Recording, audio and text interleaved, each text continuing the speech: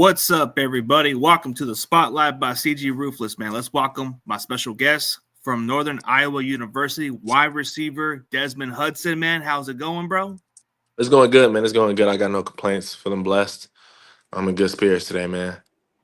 Oh, absolutely, man. For those people who are not familiar with you, man, tell me about yourself.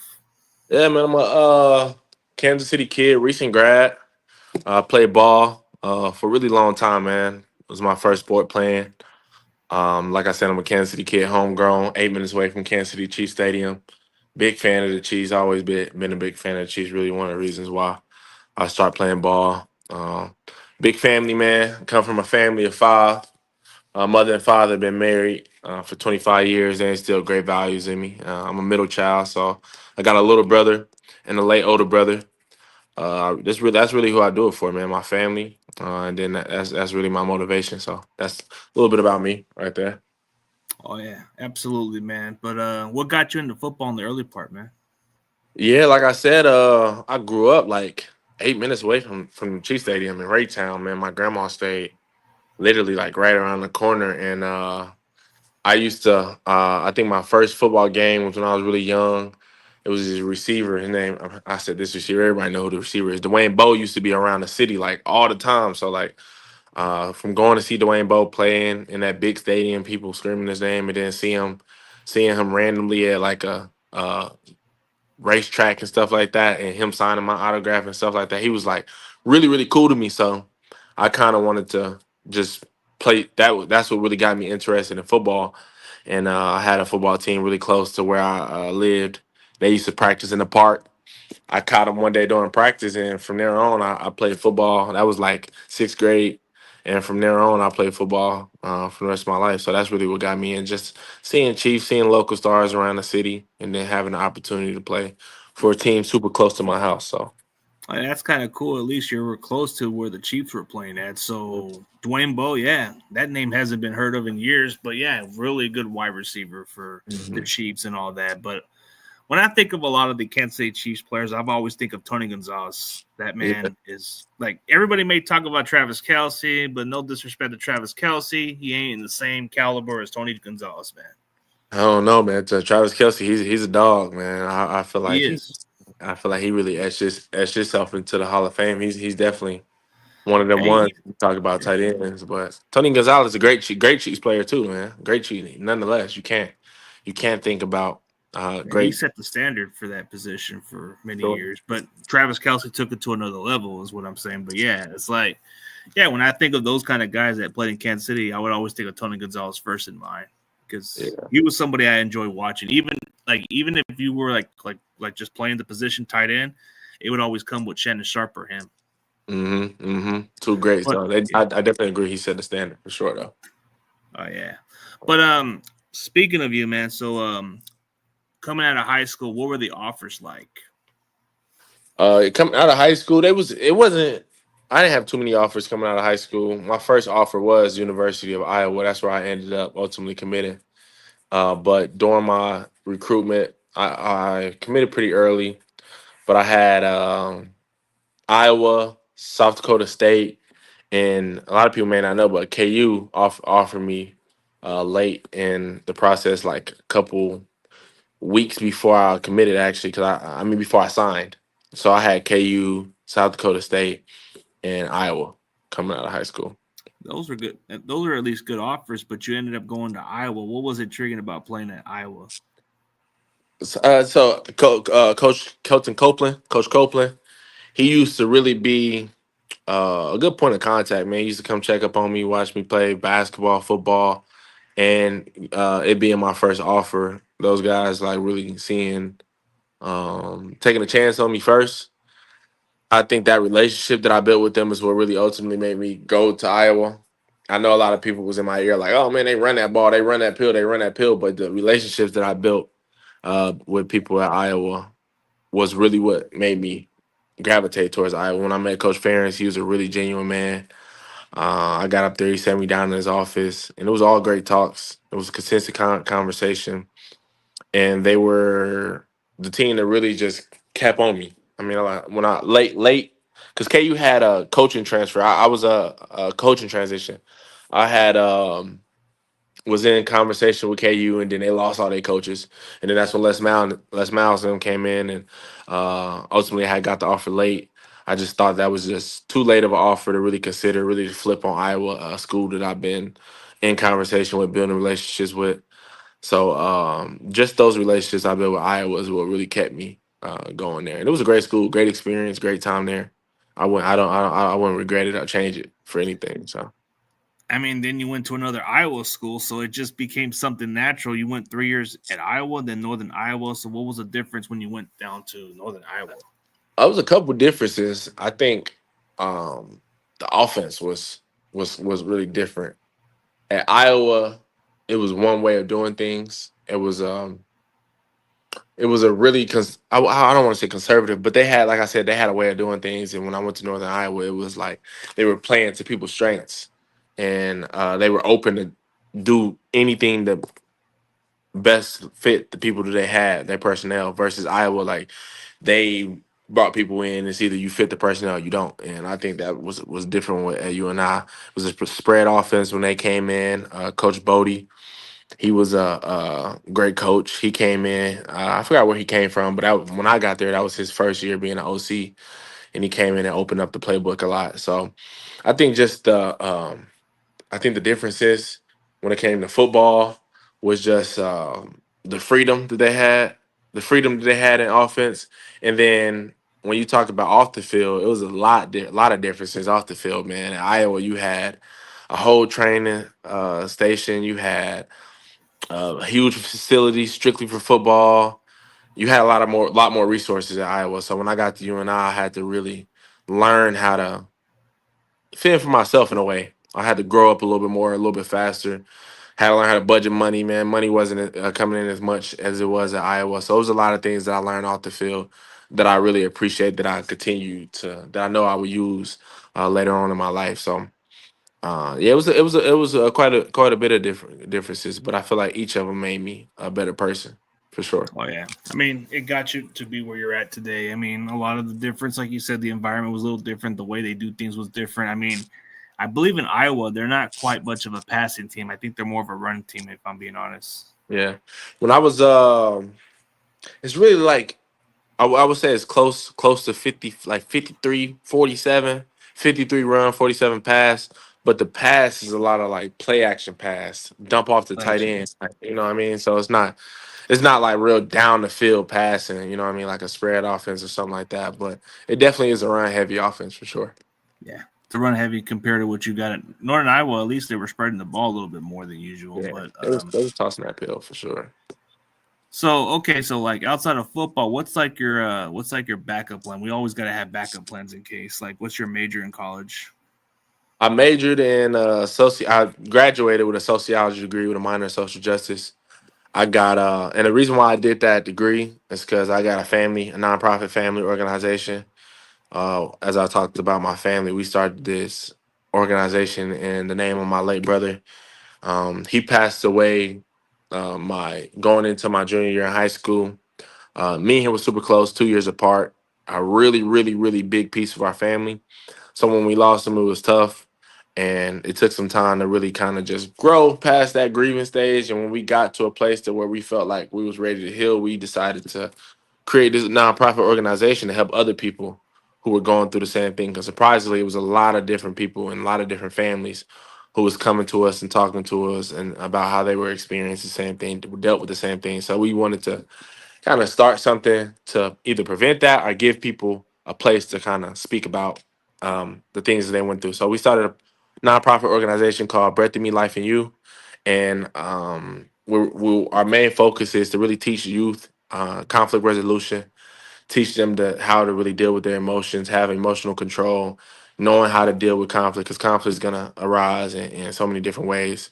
We also do homeless outreach, and um, we're advocates for gun violence to prevent gun violence. So we do things like that. And I believe that my degree will gave me a better understanding of the society that I live in. And I know that it would help benefit my efforts to add to this nonprofit organization. So that's really what I've been doing right now since I've been back home. Besides training, I've been really scheduling, starting up this event that I'm trying to spark off, trying to spark off an event in Kansas City through my nonprofit organization, a 3-on-3 tournament, where it gives the youth a chance to come out before they go back to school, have a chance to play ball in a good environment, win some money at the end, and also donate the other half of the money to a cause that me and my family are trying to come up with right now, and just give the community something to go to, whether it's food trucks, have some stands out and stuff like that. So that's where most of my efforts is going through. That's really my plan right now.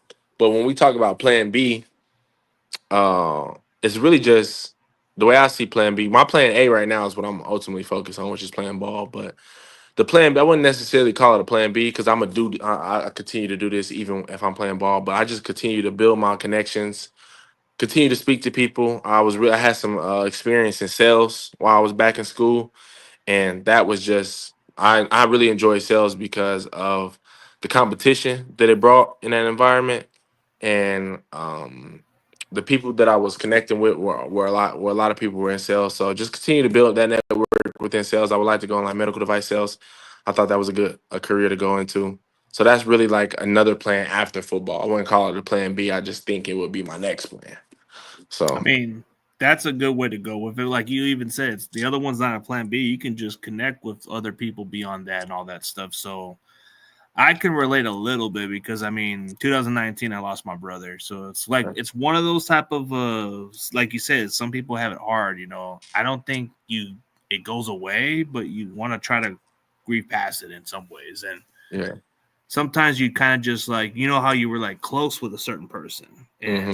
doesn't change what everybody thinks, but I think from what you're doing is a good cause. You're doing it to help others that are going through stuff, and you're helping the kids and all the other stuff. That's something that that's a good thing for a community. Like having somebody of like you doing something like that to uplift people instead of putting them down. That's a good Hmm. thing. No, that's something I can respect right there. So, what was the best game of your college career? Or wait, what are your favorite things playing for? Oh wait, so what are your favorite things about playing football for Northern Iowa University? Oh man, my favorite things about playing for football for University of Northern Iowa, I think my favorite thing was to play for my head coach, Coach Farley. He had just retired.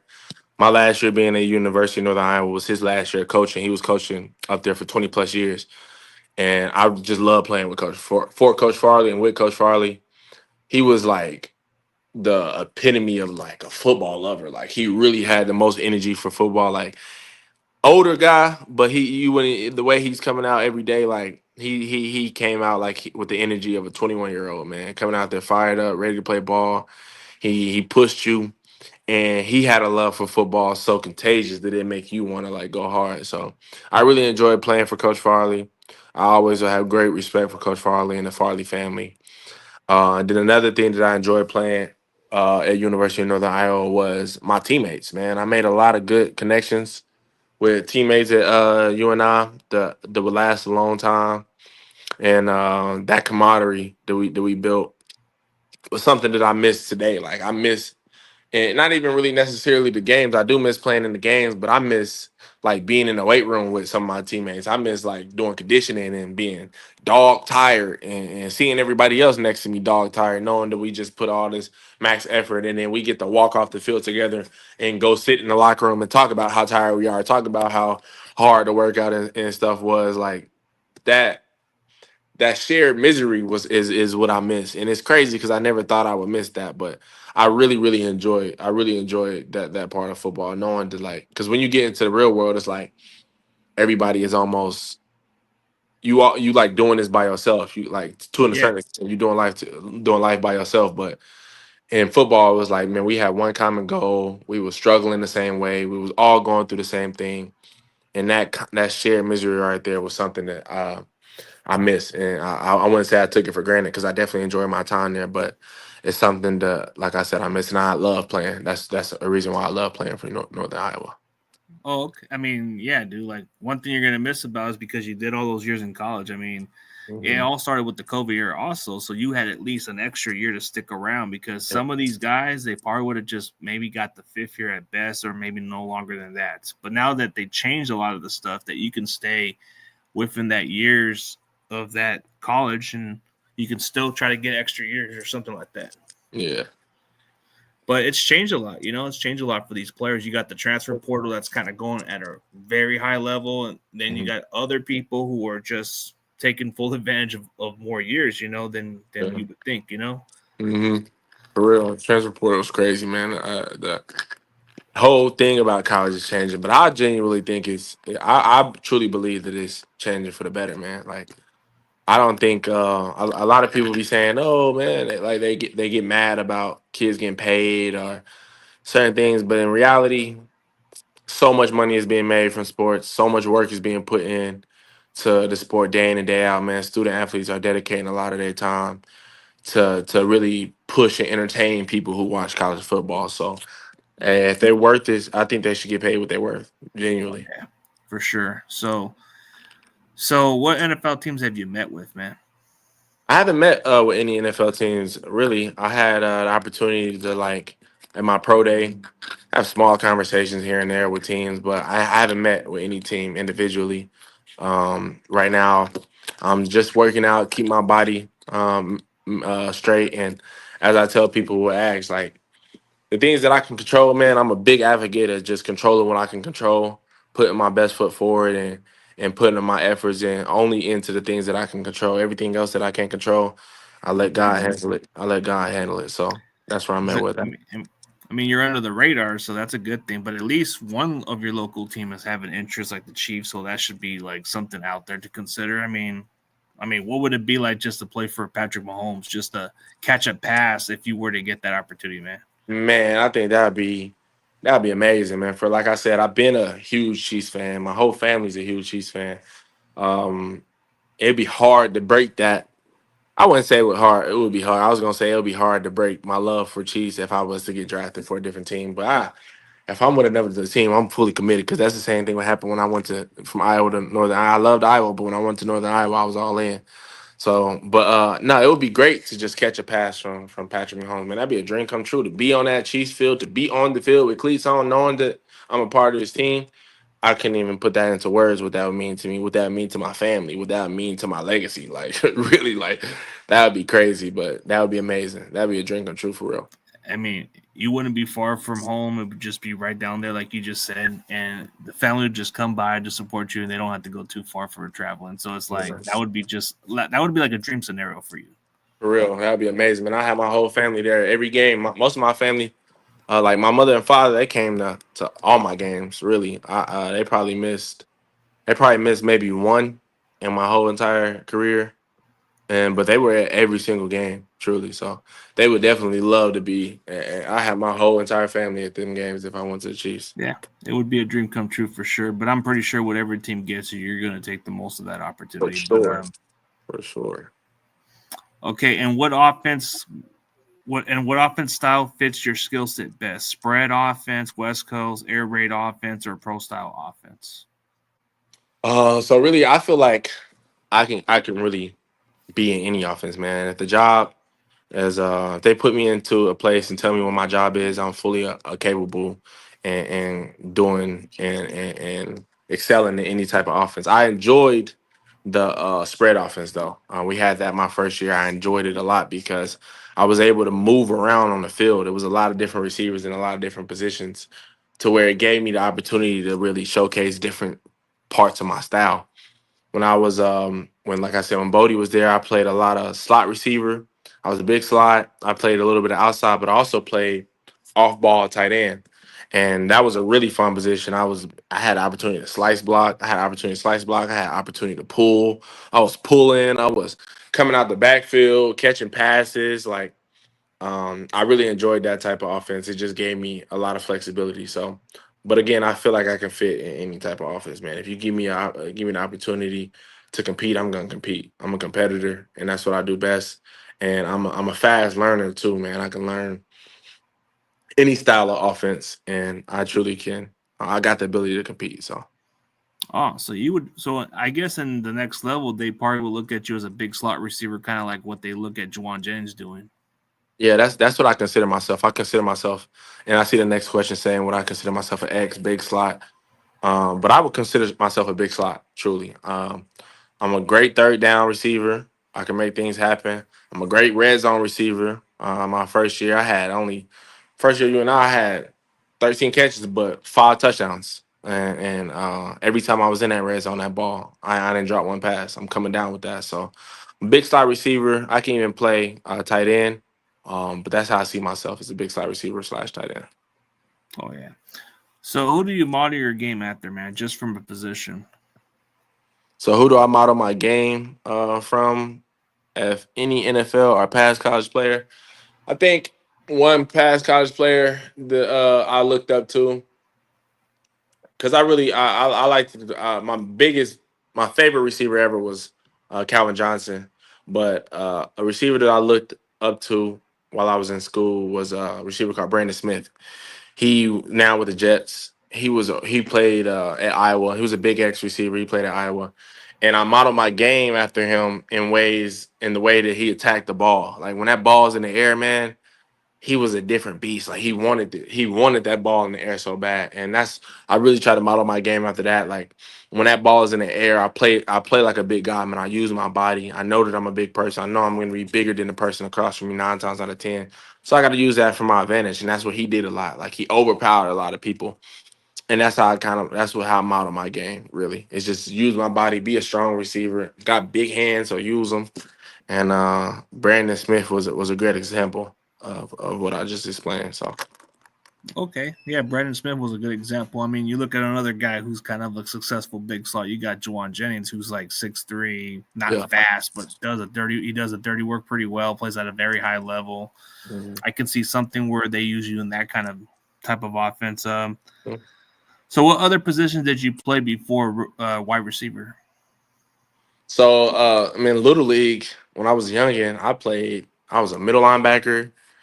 So my all the way up until high school, I was a middle linebacker, a DN, a fullback, receiver. In high school, I played a little safety and receiver. And then when I got to college, I was a strict receiver. And then I was a teamer too. All of you and I played. I was on the punt return, punt block, punt return. I was on the front line of KOR. And then my last year, I was in the back line of KOR. And yeah, I played. I was a teamer. I enjoy special teams too. Going out there and getting down the field. I actually had recorded some tackles last year. Those are my first tackles of my college career. I recorded those last year. One on punt. It was on punt return, and no, it was on punt. My bad. And another one on offense. Sadly, I was on offense. I tackled a defensive player. But yeah, I recorded a couple tackles last year. That was pretty cool. Okay, that kind of shows that you can do everything. So I can see why maybe teams would want to draft somebody like you because you would do everything, special teams, you would do the dirty work, huh? Nah, I enjoy that. I enjoy getting rough. I enjoy doing the dirty work. I enjoy like doing things that people won't do. Like, that's fun to me. I think that adds value. Adding value to that's what I had to figure out how to do when I got to UNI. I had to figure out how to add value to a team that really already had players that they liked and admired. I had to figure out how to add value to the team, and I think that's the perfect way to do it, man. Do the work that people don't want to do, and Exactly. I'm willing to do that, man. In every instance. For sure. Yeah, you gotta have good value for the team. You gotta be useful in different ways, or else there's no way they get you on the field in some ways. But Okay. yeah, you've been wearing number 18, man. Why'd you pick number 18? I wore 81 my entire life. Like that was the only number I ever wore. In football, like I said, Calvin Johnson was my favorite receiver growing up. So that's the reason why I wore 81. And then my older brother also wore 81 when he played football in middle school. So those are the two reasons why I wore 81. My last 2 years in college, I switched it to 18 because I still wanted to keep the numbers 8-1, but I just wanted something different. I wanted to change it up a little bit since I wore that number my entire life because I felt like the way I was preparing, the way I was seeing my last 2 years, I just seen it differently. I knew my college, the guaranteed time that I played football was coming to an end, and I wanted to just approach it different. So that's really a reason why I wore 18. Uh, Okay, I mean, it makes sense because you wore number 81 before, and if you just turn it around, it's 18. So Man, that's what I was on. I was just that's same brilliant thing. right there, man. Like, I mean, I believe Dante Hall wore number 18, if I'm mistaken. Mm-hmm, mm-hmm, mm-hmm. They call that dude the human joystick returner, man. Yeah, I wish I had them sticks, man. I got a little bit of that Dante Hall in me. Nah, I he just was exciting to watch too from a he was side. I mean, but what was your nickname in football? What would they give you a nickname for? big body, man. That's what everybody called me, big body. Big body Dez is what they called me. I think that came from my actual big body, and then just the way I play ball. That's what they called me.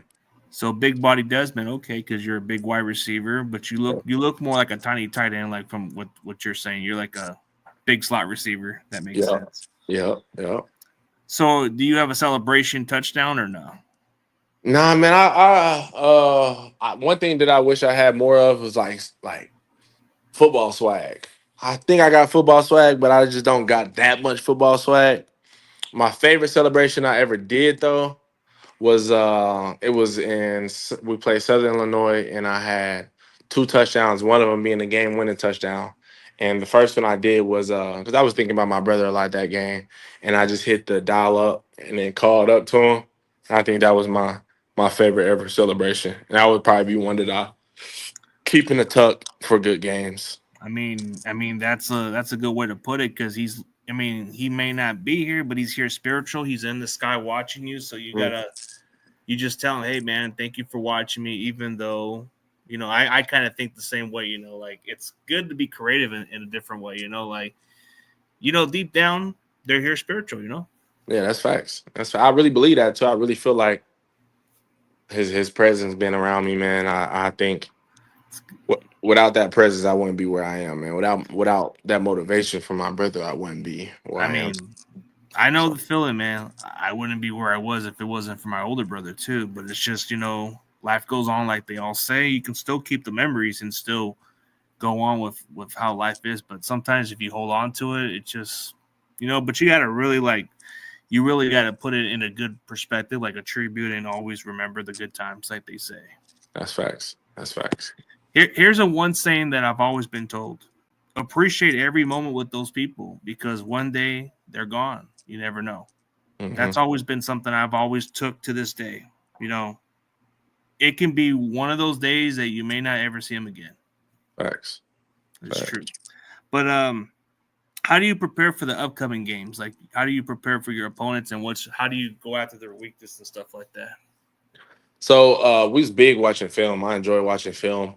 When I was in college, I would watch film with, of course, the team, and then I would watch it on my own. When they allowed us to have it on our phones, that was like the best thing to me, where I can just be home and watch film on my own. So I lock in on that. I see different tips and trades that I can kind of take apart, and then preparation is just making sure my body's right for the week, man. I will always wake up and I will be there. We will have meetings and stuff starting at 2:30, but I will always be in the weight room or in the training room. I mean, at 11:30, just getting my body right, stretching, rolling out, hot tub, cold tub, doing contrast, getting stretched, doing the things I need to do to really make sure that I feel very good to compete. So I think that's the biggest thing. I actually fell in love with just rehabbing, making sure my body felt good, because I feel like that's when I played at my best. And then as far as a pregame ritual before the game, I'm loose, man. I'm loose. Like I said, if I lost the enjoyment or excitement of playing football, it wouldn't be I wouldn't play at a high level if I didn't still enjoy it, if I still didn't love it. So I just be loose. I keep my headphones in. I'm not really talkative too much, but in my mind though, I'm just listening to my music. I might watch a couple highlights and either mine or someone else's, and just lock in, get into a different atmosphere. I got a couple songs that I listen to before every game, to kind of just take me down memory lane and think about the process that I've been through, from my youth to up to now. So that's what some of the music does for me. So I just listen to music. I stay in my own zone. I talk a little bit to my guys in the hotel. But other than that, once we get on that bus, I'm ready to go, man, to myself and locked in for sure.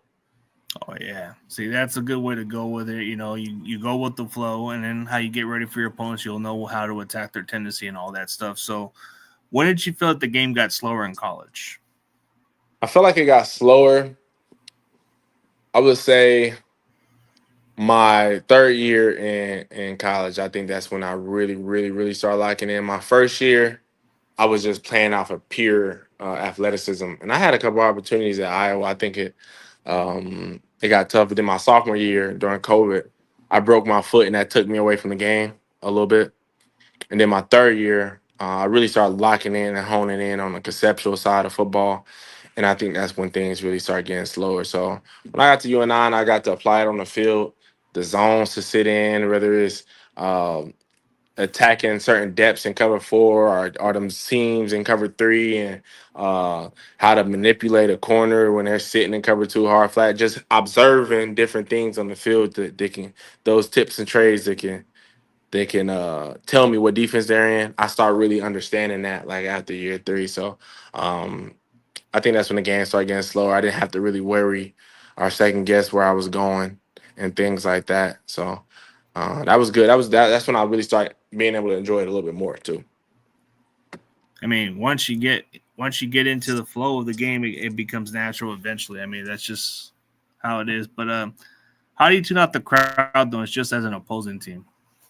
I really never hear it. I never ever really heard crowd noise in it until like I think the biggest game that or the games that I played in where the crowd was really on us was NDSU, man. They had like the red shirts and stuff sitting like right by our bench, and them guys was talking. But I like that type of stuff. Like I like hearing people talk crazy. I like that type of environment. Like football is not a nice sport. Like I don't like it to be nice. I don't want to hear nobody pat me or pat me on my No, you back or want to tell be me, hey, like competitive. that. I want to be competitive. I want to hear you say how you feel about your team. So I don't tune it out. If I don't hear it, I don't hear it. But if I do hear it, I like it. I don't tune it out. I think it makes my game better, man. Oh yeah.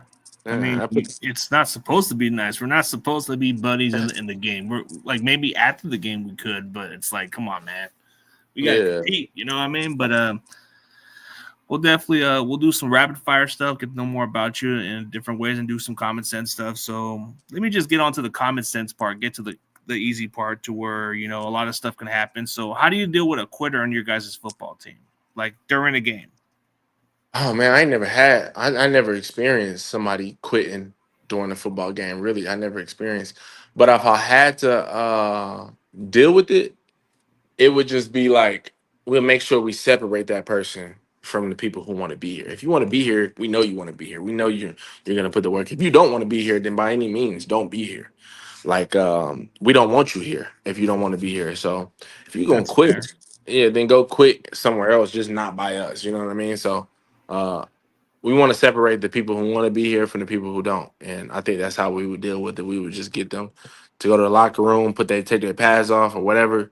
You just can't be involved with the people who want to be here. So Yeah, you gotta just let it be. But so let's say you guys are in the heat of the moment, right? Like one of your teammates is just on the same page. How do you diffuse a situation where it gets a little out of hand a little bit? I mean, now that is something that I experienced before. And the way I handle it, man, is I separate them from people that they may be having that argument with. Like, come sit over here. Come sit on the end of the bench, bro. And then tell me how you feeling. Like, I think the biggest thing with conflict is people let conflict continue to grow when the person doesn't feel like they're being heard. So I let the person explain how they felt, and then I always direct things back to fact. Like, look, man, this is the fact. Like, a game is going on. We gotta win. This is that. Like, this person may have said this to you, but this is the fact. Let's keep directing the fact and remove emotion from it. And I think when you do that during conflict, man, it kind of snaps people back into it. Like, okay, maybe I'm tripping. And you also got to be somebody who has a voice on the team. Like people not just gonna listen to anybody. And I believe that I was a leader on my team, so I was able to calm people down and talk to people. I think is you got to also put the right people in front of people when they're dealing with conflict. So that's how I handle it. If somebody just not on the same page, get them on the same page, hear where they coming from, and then give them a different perspective. Yeah, it's just like it's just one play. It happens. Next Mhm. series, let's just erase it. Go on to the next play. Yeah. It is what it is. That's just how it goes. Let's say you guys are going to halftime, right? You're down by multiple touchdowns. What would be the pep talk speech to get this team fired up so they can come and win this ball game? And I'll just talk about preparation. Talk about the preparation that we had, the things that we did to prepare to come in this game. We worked all week. to not come and lose. We worked all week and put this effort in, had this vision for it not to come to fruition. So the next time that we step on that field, we got to come with more intensity, whether it's we not picking it up on offense or we're not picking it up on defense or certain mistakes. All of that got to be changed when we go out here with a different type of intensity, with a different type of mentality, and then lean and trust the preparation that you put in that is going to show out there on that field. So go out there and play with that confidence that you know that you're better than the person across from you because that's how you prepare all week. So that's how I would kind of lean onto it because I know when we worked at UNI, we worked hard. It wasn't no easy. It wasn't my bad. It wasn't no half-assing. Excuse my language, but when we worked, so that's how I would do. I would just lean on preparation, let them know, man, we didn't come here to lose. So come out here, let's do what we're supposed to do for real. Okay. I mean, we all have to come and take it one play at a time. So it's either they want it or not. There's 2 more quarters left. Do you guys want it or not? That's just plain and simple. Like, okay, we played 2 crappy quarters. Let's just turn it around. Make that one play that could be momentum right there, or just take it one play at a time, like my coach always said. That's a fact. Okay, so I like this question right here. If you can have a meal with one celebrity, alive or dead, who would it be? Ooh, that's a good question. If I could have one meal with one celebrity, alive or dead, I would have a meal with.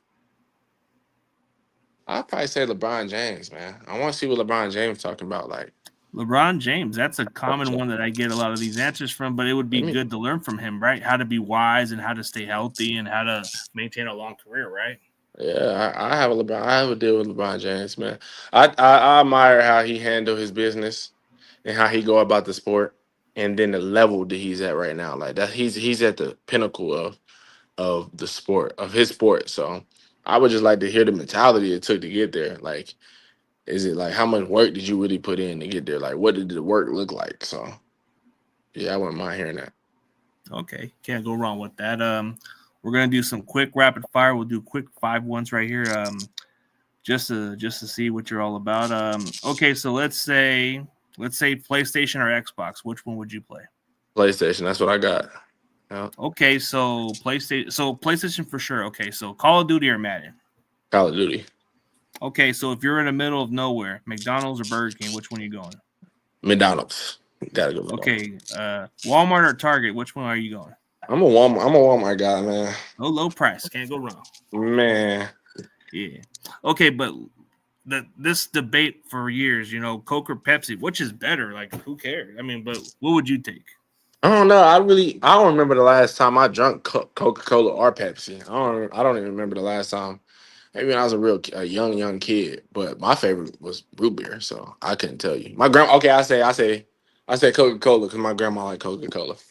Okay, can't go wrong with it, but it's understandable because for some athletes we got to stay off that stuff a little bit, which I've been kind of do the same. But okay, let me answer another one. So, okay, so outside of football, like you as a person, what are the hobbies you enjoy in sports and music and other stuff in general?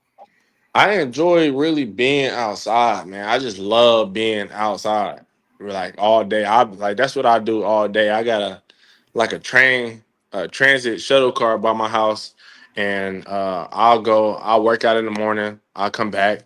I'll eat lunch. I'll cook lunch and stuff, and then I'll go and be on the transit, and I'll take it all the way down to the river market. I'll be at the river market. I'll be at Genesis. I'll work out at Genesis a little bit. I'll walk outside. I'll get some more food. I'll eat outside. I just enjoy being out in nature. I enjoy being out in nature. I enjoy listening to music. And that's pretty much. And then I play the game here and there. But that's really what I'll do. If I can be outside all day, I'll be outside all day. Yeah, we all like to be having a chill life at times, but it's all said and done, But hey, man, I'll give you one last question for this person, then we can end it on a high note here. Who is your favorite dinosaur? Now, that's an interesting one. My favorite dinosaur? Ooh, I say my favorite dinosaur is probably an alligator, man. I think alligators is still considered dinosaurs, are they not? No, they're more. I mean, they're like a different kind of species, but yeah, you can say Okay. it because they're like in the reptiles, Yeah, because I'm about to say if a alligator is considered a dinosaur, I'd say alligator just because they're still around and they're handling business. Oh, But also the other one with the horn. You know what I mean? oh, it's like Triceratop, I think so. Yeah, I think that was Triceratop, or decent. whatever they are. They're like rhinos almost. Yeah, they seem chill. They seem chill. They got They the definitely force, but ooh, I don't really care for root beer or AEW, but maybe you might like it. So I don't know if that's what you would prefer. A&W or Heinz. I like A&W is what I was drinking back in my heyday. I was an A&W type of guy. Yeah, man. Okay, you can't go wrong with it. But let's see, man. I think we pretty much covered everything. But as you know, with many years of college, man, what do you take for all those years in college that you need to improve on going into the NFL? That because all those experiences going to pay off. But what do you need to work on just for the NFL? I think some of the things that I can work on, I can always continue to get better with my conceptual knowledge of the game. Continue to learn and pick apart different defenses. I think that's something I always can improve on. Always, that's my main focus. Majority is to continue to improve on that. I think another thing is if I wanted to play tight end, which I do, I would like to play whatever position I'm put in.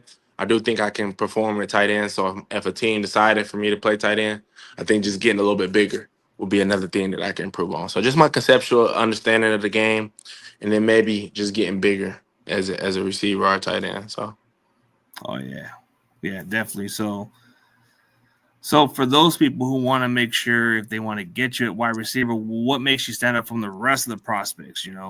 Like if you want to pitch on them and tell them, hey man, you got to take me. hey man, like I said earlier, I'm willing to do the work that's not other people are not willing to do.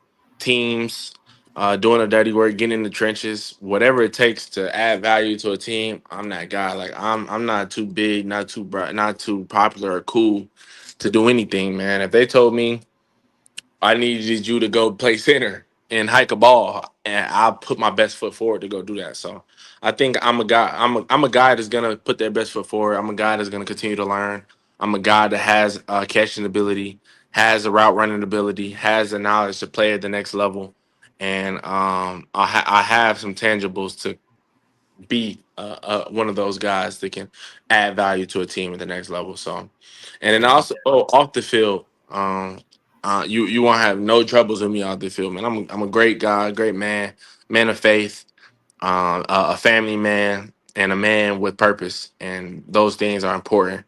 When you're just talking about a man in general and adding somebody to your team and putting trust into that person, I'm that person that you can pitch on. So those oh are yeah, that would be my pitch to the team.